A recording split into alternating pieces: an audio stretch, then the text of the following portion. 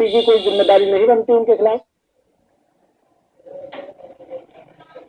ये इस देश की विडंबना है कि सरकार में रहते हुए भारतीय जनता पार्टी ऐसे तमाम बयानों से अपना पल्ला झाड़ लेती है।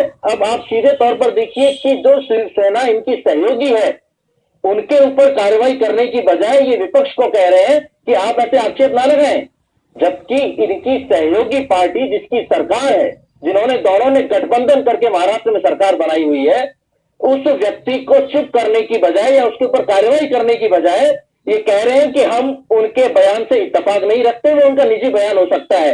इसका मतलब इस देश में कोई भी निजी बयान जारी कर सांप्रदायिक सौहार्द को खतरे में डाल सकता है। क्या देश उसके लिए तैयार है?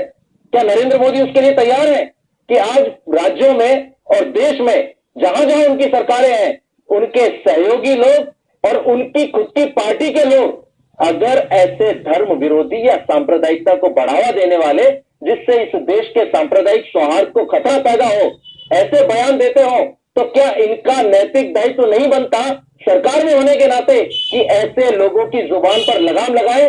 लेकिन एक भी उदाहरण नहीं है। पिछले लगातार समय से आप देख रहे हैं, चाहे वो आदित्य योगी हो, चाहे वो साध्वी प्रज्ञा हो, प्राची हो, और आज इस तरीके के इनके सहयोगी संजय राउत ने जो कहा है, उस पर कोई ऐसा बयान नहीं दिया भारतीय जनता पार्टी की सरकार के किसी प्रतिनिधि ने कि ये जो किया है इसके ऊपर कार्रवाई करेंगे, या इनसे ये पूछेंगे कि आपके साथ हमने सहयोग से इस प्रदेश में सरकार बनाई है और उसमें हमारे मुस्लिम भाइयों का भी सहयोग रहा है। एक तरफ तो शिव सैनिक ये कह रहे हैं कि ये सिर्फ कांग्रेस को वोट देते हैं, कांग्रेस ने इनको अपना बना रखा है, और दूसरी तरफ जो सहयोगी पार्टी है जिसके सहयोग से सरकार बनी है, वो इस बात को स्वीकार कर रहे हैं कि मुस्लिमों ने पहली बार विकास के नाम पर नरेंद्र मोदी को वोट दिया है, भाजपा को वोट दिया है। तो ये जो विरोधाभासी राजनीति ये लोग कर रहे हैं, मुझे लगता है लोकतंत्र के लिए सबसे बड़ा खतरा है। एक साथी तो किसी भी प्रकार का दुष्प्रचार करे और दूसरा उसके ऊपर हाथ रख के ये कहे कि ये इसका निजी बयान है, तो क्या सरकारें ऐसी चलती हैं?